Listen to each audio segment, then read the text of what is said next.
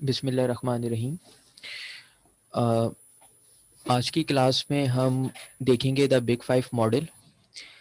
Last class के अंदर जो है हम बेसिकली हमने ये स्लाइड देखी थी और इसी स्लाइड की कंटिन्यूएशन जो है हम आगे अब आज के लेक्चर में हम देखेंगे। ये बिग फाइव मॉडल जो है बेसिकली पर्सनैलिटी ट्रेट्स को रिलेट करता है। अगर आप मेरे लास्ट वीडियो लेक्चर को देखें तो उसके अंदर ये 5 करेक्टरिस्टिक ऑफ पर्सनैलिटी जो है हमने डिस्कस की थी और इसके अंदर जो है वो बिग फाइव मॉडल के अंदर ये चीज़ें आती हैं और हमने इसको डिस्कस किया था। मैं इसको रिपीट कराता हूँ पहले और देन फिर मैं आगे की तरफ मूव करता हूँ। सबसे पहली जो करेक्टरिस्टिक है वो है एक्स्ट्रोवर्जन। एक्स्ट्रोवर्जन कहते हैं एक्सट्रोवर्ट होने को। दो किस्म के लोग होते हैं, एक होते हैं इंट्रोवर्ट और एक होते हैं एक्सट्रोवर्ट। एक्सट्रोवर्ट वो जो सोशल होते हैं, टॉकेटिव होते हैं, आपने देखा होगा बाहर जाने वाले, हर किसी से बात करने वाले, सोशल मीडिया पे friends and family circle and all that, ये एक्सट्रोवर्ट होते हैं। ठीक है, तो उसको ये बिग फाइव मॉडल कैटेगराइज करता है एक्सट्रोवर्जन में। जो दूसरा है वो है एग्रीएबलनेस। इसके अंदर वो लोग होते हैं जिनकी नेचर अच्छी होती है, गुड नेचर्ड, कोऑपरेटिव, ट्रस्टवर्दी वगैरह वगैरह। तीसरा आता है कॉन्शियसनेस। इसके अंदर सामने लिखा हुआ है वो लोग जो रिस्पॉन्सिबल हैं, कंटिन्यूस हार्ड वर्क करते हैं, अचीवमेंट हैं वगैरह वगैरह। फिर इमोशनल स्टेबिलिटी, ये बात मैंने बहुत ही डिटेल में लास्ट वीडियो में डिस्कस की थी कि इसके अंदर मैंने एक चीज़ बताई थी, ईक्यू इमोशनल क्वेश्चंट। एक होता है आईक्यू इंटेलिजेंस क्वेश्चंट, ठीक है, वो तो चलें समझ आता है जिसका ताल्लुक जहानत से होता है। एक होता है ईक्यू इमोशनल क्वेश्चन, इसका ताल्लुक आपकी इमोशनल स्टेबिलिटी से होता है। जैसे जैसे आप ऊपर जाते हैं आपकी पोस्ट बढ़ती है, आप प्रेसिडेंट सीईओ लेवल के ऊपर या मैनेजरियल लेवल पे आते हैं, एग्जेक्टिव पोजीशन के ऊपर, तो उसमें आपका ईक्यू ज़्यादा मैटर करता है और आईक्यू कम मैटर करता है। और ईक्यू आपका ज़्यादा होना चाहिए, यानी इमोशनल क्वेश्चन ज़्यादा होना चाहिए। यहाँ से ये बात साबित हो गई कि आईक्यू जो है एक हद तक मैटर करता है, आपकी नॉलेज और आपकी चीज़ें।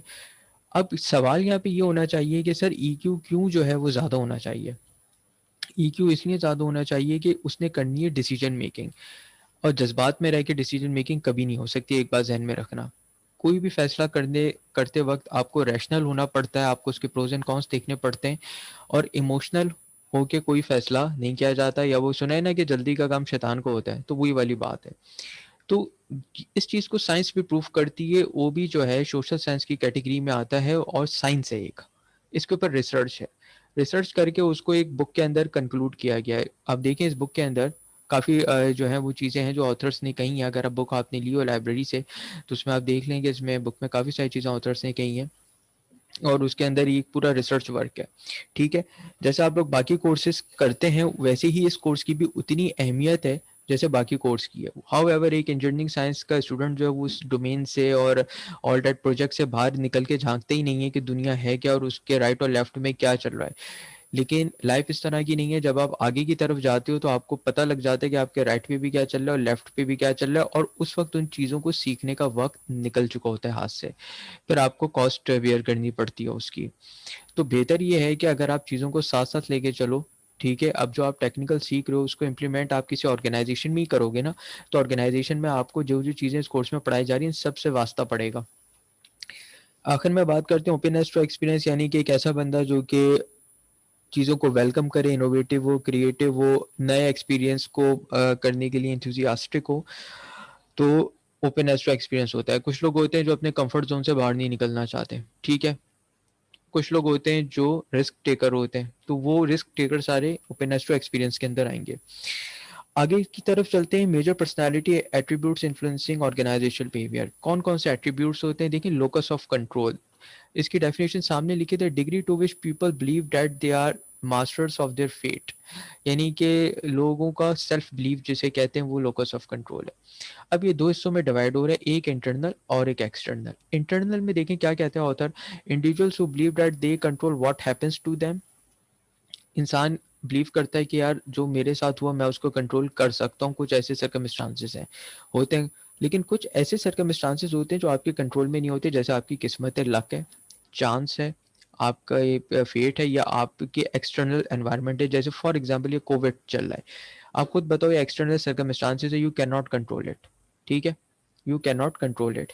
इंटरनल जो आप कंट्रोल कर सकते हैं, ठीक है, जो आपने ज़्यादा से ज़्यादा जूम पे क्लास ले ली, सही है, लेकिन जो बाहर के दुनिया के हालात हैं आपके कंट्रोल से वो बाहर है। तो ज़ाहिर बात है ऑर्गेनाइजेशन पे इसका असर पड़ा ही नहीं पड़ा, पूरी दुनिया में पड़ा ऑर्गेनाइजेशन पे इसका असर। और काफ़ी लोगों ने, काफ़ी ऑर्गेनाइजेशंस ने डाउन साइजिंग की है, कुछ ने ले ऑफ कर दिया है, कुछ ने सैलरीज काट के दी हैं, किसी ने कॉन्ट्रैक्ट रिन्यू नहीं किया है, 10 किस्म के मसले, ठीक है।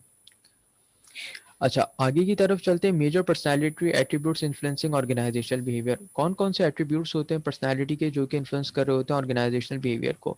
एक है सेल्फ एस्टीम। सेल्फ एस्टीम क्या, इंडिविजुअल डिग्री ऑफ लाइकिंग और डिसलाइकिंग, कि भाई मुझे एक बंदा कितना पसंद है या कितना नहीं है। सेल्फ मॉनिटरिंग, आप अपनी चीज़ों को खुद मॉनिटर कर रहे हैं, खुद कंट्रोल कर रहे हैं, ठीक है।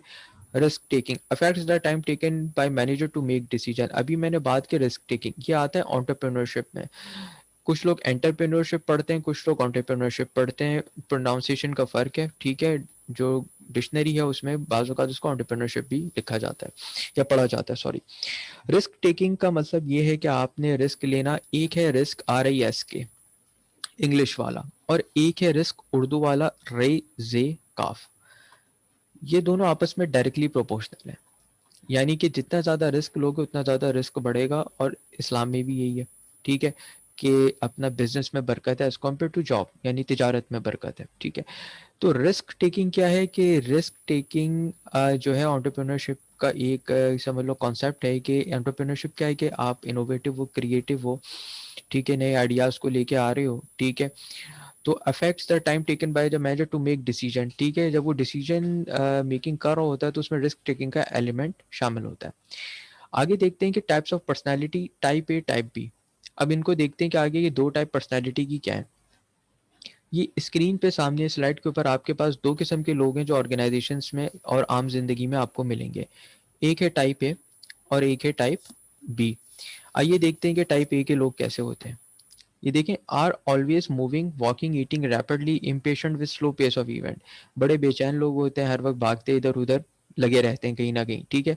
ये ऑथर दो कैटेगरी में लोगों को टाइप कैटेगराइज कर रहा है। आप देखेंगे कि इन दो कैटेगरीज में आपको ऑर्गेनाइजेशन में लोग मिलेंगे। अगर आप किसी से भी मिलते हैं किसी भी ऑर्गेनाइजेशन में, ये स्लाइड पढ़ने के बाद आप फौरन उसको एक कैटेगरी में डाल देंगे कि यार ये बंदा टाइप ए का है और ये बंदा टाइप बी का है। तो देखें टाइप ए कौन सी है। ये लोग बड़े इम्पेशेंट होते हैं, ट्राई टू थिंक और डू टू और मोर थिंग एट वंस, यानी कि दो या दो से ज़्यादा काम एक वक्त में करने की सलाहियत रखते हैं। फारिग टाइम में ये बैठ ही नहीं सकते। Are obsessed with numbers, measuring their success in terms of, हर वक्त लगे रहते हैं कि यार मैंने इतना सक्सेस किया, मैंने इतनी मेहनत की तो मुझे इतना मिला, मैंने मेरे इतने नंबर आए, ठीक है। आपने देखा होगा ना क्लास में भी कुछ ऐसे स्टूडेंट्स होते हैं जो हर वक्त लगे रहते हैं कि मैंने इतना किया तो मेरे इतने नंबर आए, ये ग्रेड आना चाहिए, ऑल डैट। तो वो सारे के सारे लोग टाइप ए में आते हैं। अब देखते हैं टाइप बी कौन सी होती है। Do not suffer from a sense of time urgency. ये जो होते हैं सोतू, यानी do not suffer from a sense of time urgency, ठीक है, एंड इट्स अकम्पनिंग इम्पेशेंट, ठीक है, यानी कि अर्जेंसी इनको जो है वो नहीं उठा सकती। ये सफ़र नहीं करते कि यार कोई चीज़ इमरजेंसी आ गई है या कोई चीज़ अर्जेंट करनी है, वो आराम से अपना टाइम पे ही करके देंगे। Do not display or discuss their achievement unless demanded by the situation. ये अपनी अचीवमेंट को डिस्कस नहीं करते, ठीक है, ये अपनी सिचुएशन को डिस्कस नहीं करते जब तक इनसे पूछा ना जाए। Plan for fun and relaxation, ये हॉलीडेज पे जाते हैं, जैसे फन के लिए प्लान करते हैं, relaxation rather than to exhibit this superiority, बजाय इसके कि खुद को बड़ा बताएं, ठीक है, ये काम करते हैं। कैन रिलैक्स विदाउट गिल्ट, ठीक है, और ये आपके सामने लिखा हुआ है, इसको समझाने की जरूरत नहीं है, ठीक है। तो अगर मैं कंक्लूड करूं स्लाइड को, तो आप ये देखें कि जो टाइप ए के लोग हैं ये बड़े जो है वो एक्टिव होते हैं, ठीक है, और टाइप बी आपको ऐसा लग रहा है कि ये आराम से तहम्मुल मिजाज के लोग होते हैं, ठीक है, सही है। तो ये एक ऑथर ने कैटेगराइजेशन की है इसमें। आगे की तरफ बढ़ते हैं, ये आप देखें हेडिंग लिखी है द इंडिविजुअल लेवल वेरिएबल्स, और ये हम पर्सनालिटी को इसमें डिस्कस कर रहे हैं। मेरी आपसे रिक्वेस्ट ये है कि काइंडली हेडिंग ज़रूर देख के नीचे देखें, क्योंकि अगर एग्जाम में पूछी जाती है हेडिंग के भाई कौन कौन से इंडिविजुअल लेवल वेरिएबल्स हैं, for example just in case, और अगर आपको ये आपने ये पढ़ लिया लेकिन आपको ये नहीं पता, तो आप नहीं लिख सकेंगे या आप जवाब नहीं दे सकेंगे, ठीक है। एग्जाम में केस स्टडीज़ आएंगी और केस स्टडीज़ की फॉर्म में आपको आंसर करना पड़ेगा, ठीक है। हम असाइनमेंट अभी करते हैं नेक्स्ट वीक से इंशाल्लाह, और उसके अंदर हम केस स्टडीज़ को डिस्कस करते हैं, देन आपका क्विज भी होगा, ठीक है।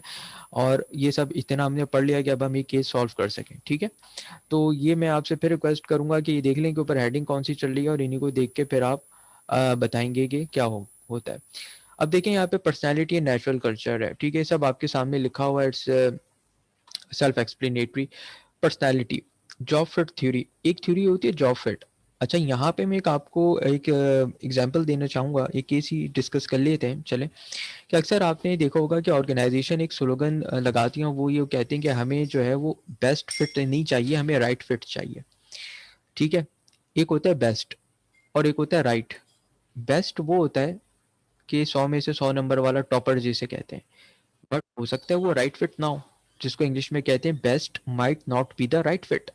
तो ऑर्गेनाइजेशन हमें ये कह रही है आजकल कि भाई हमें राइट फिट बंदा चाहिए, यानी कि जो हमारे एनवायरनमेंट कल्चर में आके एडजस्ट हो जाए, काम करे, खामा की इधर उधर की ना करे। यूजुअली देखा ये गया है कि जो भी ज़्यादा ज़हीन लोग होते हैं, यानी कि बहुत ज़्यादा जिसे कहते हैं टॉपर हो गए या इस टाइप के लोग हो गए, वो ऑर्गेनाइजेशन में टिकते नहीं हैं, तो वो एक जॉब में राइट फिट नहीं होते। तो इंटरव्यूअर, एचआर डिपार्टमेंट जो है आजकल जब इंटरव्यू कर रहा है, तो वो ये देख रहा है कि आप उनकी जॉब में फिट हैं या नहीं है, ठीक है। तो वो राइट फिट पे बात कर रहा है, बेस्ट फिट पे बात नहीं कर रहा। तो क्योंकि जॉब फिट थ्योरी आई थी, तो मैंने इसके बारे में बता दिया, और ये identify 6 personality types, purpose that fit the personality type and occupational environment, satisfaction, turnover, realistic. अच्छा, ये 6 कि रियलिस्टिक हो, इन्वेस्टिगेटिव हो, यानी चीज़ों को देखे, सोशल हो, थोड़ा सा कन्वेंशनल भी हो, थोड़ा सा आर्ट, उसको आर्ट आता हो, एंटरप्राइजिंग भी हो, कन्वेंशनल यानी जो तौर तरीके के मुताबिक चले, सोशल जो फ्रेंड्स एंड फैमिली सर्कल दोस्त बनाना, ये वो, इन्वेस्टिगेटिव यानी कि थोड़ी सी खोज लगाने वाला हो, रियलिस्टिक यानी कि खाम ख्याली दुनिया में रहने वाला ना हो, रियल फिगर्स पे बात करे, ठीक है। तो जॉब फिट थ्योरी ये कहती है the individual level variables learning, ठीक है। लर्निंग के ऊपर हमने ये सारी चीज़ें पढ़ी थी लास्ट वीडियोस में, आप देखें कि हमने लर्निंग को डिस्कस किया था और उसमें ये सारी चीज़ें हमने पढ़ी थी। अच्छा, ये 4 इसकी जो सब कैटेगरीज हैं सोशल लर्निंग की, वो हम यहाँ पे देख रहे हैं, जो हमने उस वीडियो में कवर नहीं की थी। लर्निंग की डेफिनेशन तो आपके सामने यहाँ पे लिखी हुई है, ठीक है, और ये चीज़ें भी ऑलरेडी डिस्कस हो चुकी हैं, आप वीडियो देख लीजिएगा, लास्ट वीडियोज़ में ये हैं। लर्निंग का सोशल लर्निंग की कैटेगरी में एक चीज़ आती है attentional processes. People tend to move more influenced by models data attractive repeatedly available and all that, ठीक है। आप यहाँ देखें तो वाज़ेह तौर पे लिखा हुआ है कि लोग जो हैं वो इन्फ्लुएंस्ड होते हैं मॉडल से, जो कि रोल मॉडल है। जैसे कि अगर वसीम अकरम आ रहा है एरियल के ऐड के अंदर, तो आपने एरियल लेना ही लेना है, ठीक है। इसी तरीके से उसको ब्रांड एम्बेसडर कहते हैं बेसिकली, तो वसीम अकरम क्या है, ब्रांड एम्बेसडर है, एरियल एक ब्रांड है उसका। इसी तरीके से और शाहिद आफरीदी है, वो हेड एंड शोल्डर का ब्रांड एम्बेसडर है, एंड सो ऑन।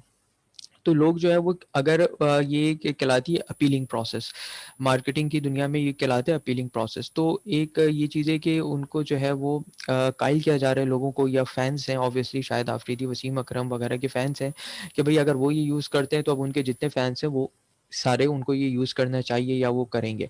तो उनकी अटेंशन गेन करने के लिए अगर वो हेड एंड शोल्डर ऐसे लेके आएंगे या एरियल ऐसे लेके आएंगे, तो हो सकता है कि मैं और आप उसको ना देखें। लेकिन अगर शाहिद आफरीदी पहले आएगा या वसीम अकरम पहले आता है और हमारी अटेंशन गेन होती है उनके थ्रू, क्योंकि वो जस्ट बिकॉज के स्टार्स हैं, और उनकी अटेंशन गेन होती है, और फिर देन हम उसकी प्रोडक्ट को भी देखेंगे। तो ये प्रोडक्ट बेचने का एक तरीका होता है। रिटेंशन प्रोसेस, ठीक है, अब आपने अटेंशन ले ली, लेकिन अब आप अपने कस्टमर को रिटेन तो करें ना। Model influence depends on how well the person members remember, यानी कि वो फिर ये देखता है कि भाई आप कब तक उसको याद रखते हो, वो रिटेंशन प्रोसेस में आएगा। मोटर रिप्रोडक्शन प्रोसेस देखें, डेफिनेशन लिखिए, watching new behaviour model must be converted to doing, यानी कि आपने अब उसका देख तो लिया कि भाई एरियल आपने देख लिया, अब आपने उसको खरीदना भी है, यानी कि सिर्फ देखने की हद तक नहीं बल्कि करने की हद तक। रीइंफोर्समेंट प्रोसेस, यानी कि अब आपने एक चीज़ सेट कर दिया, अब आप बार बार उसको याद दहानी करवाते रहो, जिसको रीइंफोर्समेंट कहते हैं। रीइंफोर्समेंट का जिक्र पहले भी हुआ था, अब दोबारा हो रहा है। बिहेवियर डाटा पॉजिटिवली रीइंफोर्स, यानी attention, learn behaviour, perform better, दोबारा याद दहानी करवाना, यानी एड्स अपना चलाना। अब यहाँ पे हम ये देखते हैं कि ये चीज़ हमने देखी थी शायद, शेपिंग बिहेवियर वगैरह, ठीक है, ये चीज़ें हो चुकी हैं, ठीक है। चैप्टर 3 हम स्टार्ट कर रहे हैं यहाँ से, एटीट्यूड्स एंड जॉब सेटिस्फैक्शन, ठीक है। तो ये चैप्टर 2 यहाँ पे ख़त्म हो गया, इसके अंदर हमने पर्सनालिटी वगैरह को भी डिस्कस किया, और आगे अब हम जा रहे हैं एटीट्यूड्स एंड जॉब सेटिस्फैक्शन पे, ठीक है। देखें, स्लाइड आपके सामने है, इसमें एटीट्यूड की डेफिनेशन है, एवेलुएटिव स्टेटमेंट्स और जजमेंट्स कंसर्निंग ऑब्जेक्ट्स, पीपल और इवेंट्स। ये एटीट्यूड की फॉर्मल डेफिनेशन आपके सामने, ठीक है। कि एटीट्यूड क्या होता है, कि अच्छा, एटीट्यूड पे आने से पहले हमने लास्ट लेक्चर में यानी चैप्टर 2 के अंदर आपको याद होगा एक पिरामिड हमने डिस्कस किया था जिसके अंदर बिहेवियर, एटीट्यूड, वैल्यूज, बिलीफ वगैरह सब डिस्कस किए थे, और उसमें से अब हम एक कंपोनेंट को ले रहे हैं एटीट्यूड, और इसकी फर्दर कंपोनेंट्स हम यहाँ देख रहे हैं। एटीट्यूड को हमने उस वक्त भी डिस्कस किया था और ये मिसाल दी थी कि अक्सर आपने सुना होगा यार इस बंदे का काम करने का एटीट्यूड ही नहीं है, उर्दू में बोले रवैया नहीं है या मिजाज ही नहीं है, ठीक है।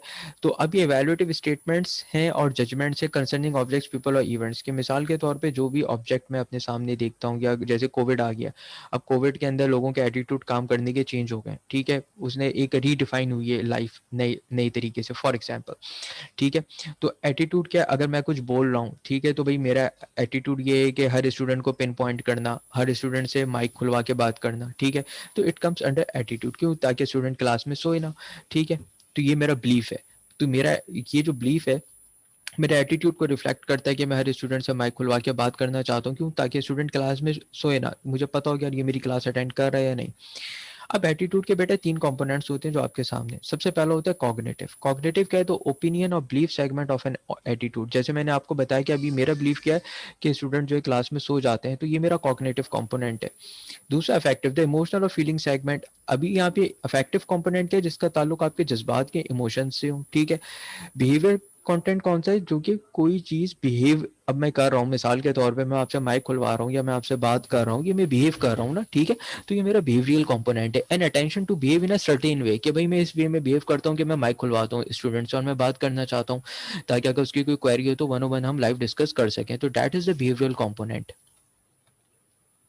देखिए ये थ्योरी थोड़ी सी हम देख लेते हैं, the theory of cognitive dissonance, क्योंकि ऑर्गेनाइजेशनल बिहेवियर जैसे मैंने आपको पहले बताया एक कोर्स है जिसका ताल्लुक साइंस से है और इसमें रिसर्च भी है, और डेफिनेटली जहाँ रिसर्च होती है, साइंस होती है, वहाँ पे थ्योरीज होती हैं। तो यहाँ पे कॉग्निटिव डिसोनेंस की थ्योरी है, ये कहती है एनी इनकॉम्पेटिबिलिटी बिटवीन टू और मोर एटीट्यूड्स और बिटवीन बिहेवियर्स एंड एटीट्यूड, यानी कि कोई सी भी इनकॉम्पेटिबिलिटी दो या दो के एटीट्यूड्स के दरमियान जो है वो होती है बिहेवियर्स एंड एटीट्यूड्स।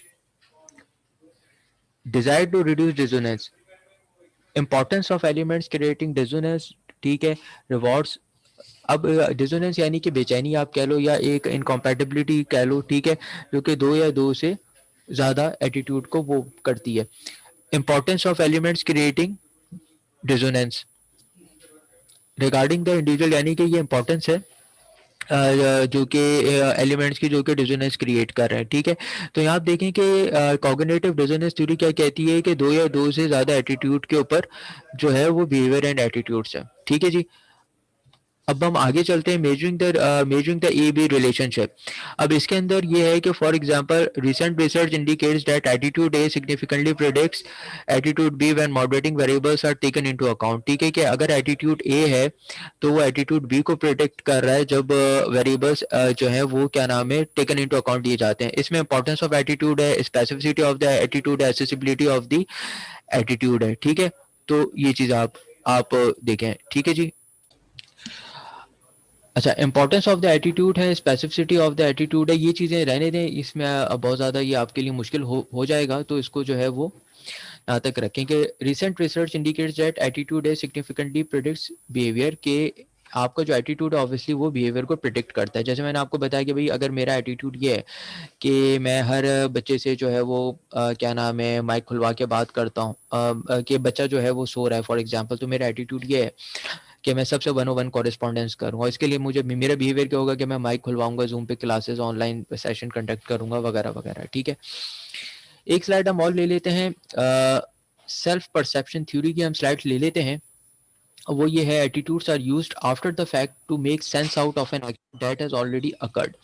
देखो सेल्फ परसेप्शन थ्योरी क्या कहती है। अब इस चैप्टर की खास बात ये कि यहाँ से थ्योरीज आना शुरू हो गई हैं।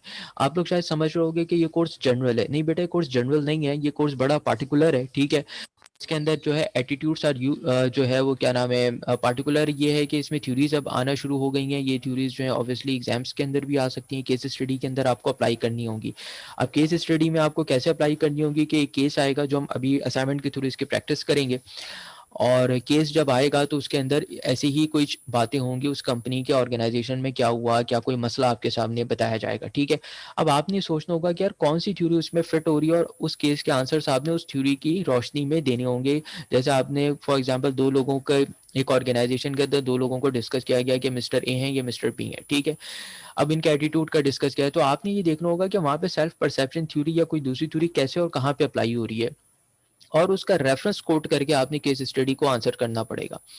तो attitudes are used after the fact to make sense out of an action that has already occurred. एक मसला हो गया फॉर एग्जांपल दो लोगों के दरमियान, उनका झगड़ा हो गया, या इसने इसको देखा कि यार डिसीव किया गया, इसको धोखा दिया गया है। अब इसका जो एटीट्यूड होगा, जाहिर सी बात है इस बंदी के साथ चेंज होगा। क्यों? क्योंकि एक एक्शन हुआ, वो एक फैक्ट था, एक वाकया हुआ, अब उसके बाद इसका एटीट्यूड इसके साथ चेंज हो गया। हो सकता है ये इससे मिले ना, हो सकता है इसको सलाम ना करे, हो सकता है इसको इग्नोर करे, ठीक है, हो सकता है बिल्कुल ही ताल्लुकात खत्म कर दे, और भी 10 किस्म की पॉसिबिलिटीज हो सकती हैं। अब ये सेल्फ परसेप्शन बन गया कि यार ये बंदा सही नहीं है, या कम से कम मेरे लिए सही नहीं है।